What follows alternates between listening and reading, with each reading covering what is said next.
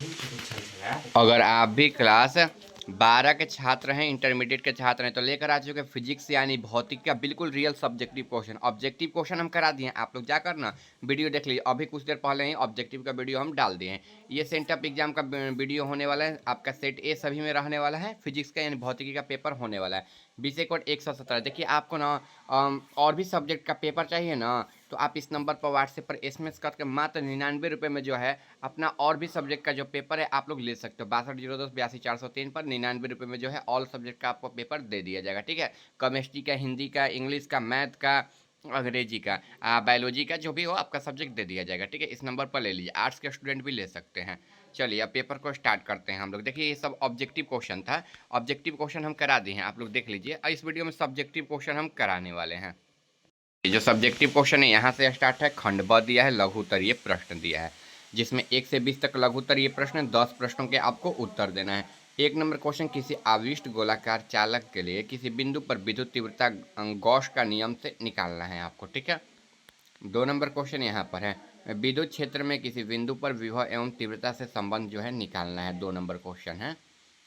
3 number है, किसी आविष्ट चालक की ऊर्जा का व्यंजक प्राप्त करना है आपको। ठीक है। फिर धारा घनत्व के अपवाहन वेग से संबंधित स्थापित करना है। फिर साइक्लोन की आवृत्ति का व्यंजक प्राप्त करना है। सभी क्वेश्चन का आंसर भी बताएंगे, बस वीडियो में अंतिम तक आप लोग बने रहे। ऑल सब्जेक्ट के पेपर के लिए देखिए इस नंबर पर व्हाट्सएप पर SMS कर दीजिएगा।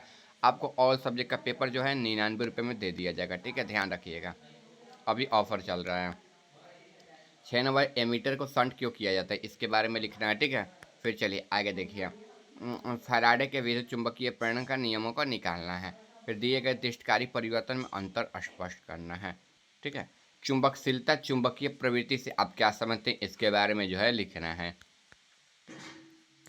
इसका 11 नंबर है, मरीचिका क्या है, आरेख की सहायता से समझाना है। ठीक है। इसका परावर्तन दूरदर्शी में बारलीय दर्पण का उपयोग क्यों किया जाता है, इसके बारे में जो है लिखना है। 12 नंबर क्वेश्चन है। ठीक है। 13 नंबर यहाँ पर है, चुंबकीय प्रवृत्ति से क्या समझते हैं। ठीक है। सिद्ध करें कि चालन धारा d/dt तथा विस्थापन d/d का समान वेग से है। ठीक है, ये लिखना है। मरीचिका क्या है, आरेख की सहायता से जो है समझाना है, ये ध्यान रखना है आपको। चलिए आगे है, इंद्रधनुष कैसे बनता है, इसको लिखना है। ताप के बचना क्या है, संयोगी व्यक्तीकरण की शर्तें क्या है, ये लिखना है। ठीक है। विद्युत धारा का प्रवाह क्या है, इसको जो है आपको लिख लेना है। ठीक है। चलिए आगे क्वेश्चन जो है यहाँ पर दिया गया, नाभिकीय विस्तार और नाभिकीय विखंडन में अंतर स्पष्ट करना है। और एक द्विधारी संख्या जो है 1100 दिया हुआ है, इसको दशमलव पद्धति में है जो है ये बदल देना है। चलिए यहाँ से दीर्घोत्तरीय प्रश्न स्टार्ट है। यहाँ से 21 से 26 तक आपके प्रश्न दिए गए, जिनमें से 3 प्रश्नों के आपको उत्तर देना है। 21 नंबर, विद्युत धारिता की परिभाषा दे एवं समानांतर पट्टिका सांद्रित्य की धारिता यहाँ पर गणना करना है। फिर किरचॉफ का जो नियम को लिखना है। इस नियम का उपयोग हीट स्टोन ब्रिज के संतुलन की व्यवस्था के लिए प्राप्त करना है। ठीक है। चलिए आगे यहाँ पर एक प्रतिवर्ती धारा के अर्ध चक्र के लिए शिखर का मान औसत मान के लिए व्यंजक प्राप्त करना है। फिर किसी लेंस के लिए निम्नलिखित सूत्र प्राप्त करना है, ये देख लेना है। ठीक है। चलिए आगे यहाँ पर रेडियो एक्टिव पदार्थों से आप क्या समझते हैं। रेडियो एक्टिव पदार्थों में उत्सर्जित किरण की प्रकृति का, गुणों का जो है वर्णन करना है। ठीक है। चलिए अब हम लोग आंसर की ओर बढ़ते हैं। तो देखिए 3 नंबर क्वेश्चन का आंसर यहाँ पर हो जाएगा, किसी आवेश चालक या ऊर्जा का व्यंजक प्राप्त करना है। तो देखिए किसी आवेशी चालक की ऊर्जा का व्यंजक U बराबर 1/2 CV² होता है, जहाँ C चालक धारिता यानी कि कैपेसिटेंस और V उसके सिरों के बीच का विभवांतर यानी कि पोटेंशियल डिफरेंस है।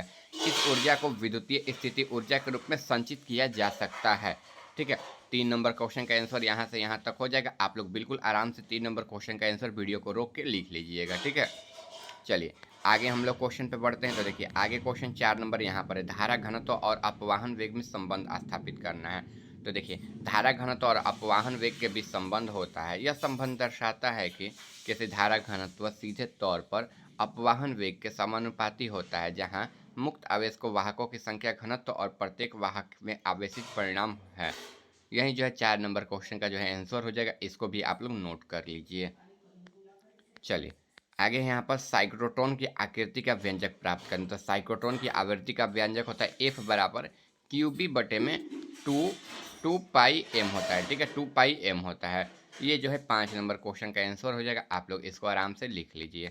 6 नंबर क्वेश्चन, एमीटर में शंट क्यों लगाया जाता है? एमीटर में शंट मुख्य रूप से 2 उद्देश्यों के लिए लगाया जाता है। एमीटर को उच्च धारा होने के वाली क्षति से बचाने और उसकी माप की सीमा बढ़ाने।